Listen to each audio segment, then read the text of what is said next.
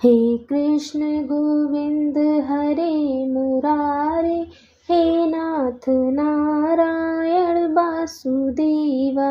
नमस्कार, भक्ति भजन चैनल में आपका स्वागत है। हम सुनेंगे अगहन मास की कथा। त्रेता युग में एक धर्मात्मा राजा थे। उनका नाम दशरथ था और उनकी राजधानी अयोध्या थी।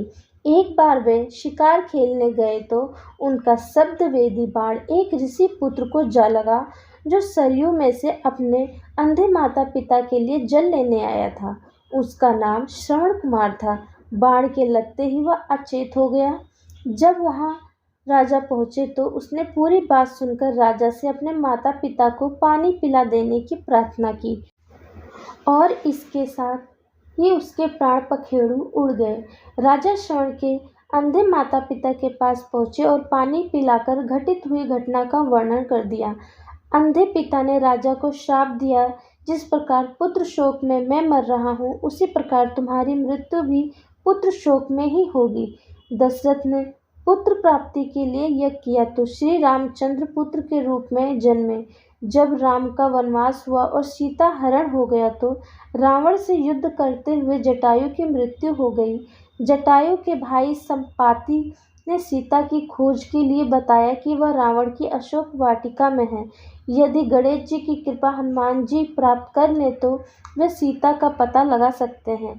श्री राम जी की आज्ञा से हनुमान जी ने गजानन का व्रत किया और बिना एक पल की देर लगाए समुद्र लांघकर लंका पहुंचे और सीता माता के दर्शन कर राम की कुशल मंगल का समाचार सुनाया। राम ने लंका विजय करके जानकी को वहां से मुक्त करा दिया। दूसरी कथा। एक समय रावण ने स्वर्ग के सभी देवताओं पर विजय प्राप्त करके उन पर अपना अधिकार जमा लिया था। उसने संध्या करते हुए बाली को भी जा पकड़ा था। बाली बानरों का राजा था। उसकी राजधानी किष्किंधा नगर में थी। जब संध्या करते समय रावण ने बाली को पकड़ा तो बाली ने अपना पराक्रम दिखाते हुए रावण को बगल में दबाया और अपनी राजधानी ले आया। वह अपने पुत्र अंगद को खिलौने के रूप में रावण दे दिया। अंगद ने रावण को खिलौना ही समझा था और रस्सी से बांधकर उसे इधर उधर खींचा करता था। इस पर कभी किष्किंधा वासी हंसा करते थे। अभिमान के कारण ही रावण इस स्थिति में पहुंचा था। रावण की यह हालत देखकर रावण के दादा पुलस्त्य ने रावण से कहा कि वह विघ्न विनाशक गणेश जी की तपस्या करे। रावण ने उनकी बात मानकर ऐसा ही किया और बंधन से मुक्ति प्राप्त कर ली।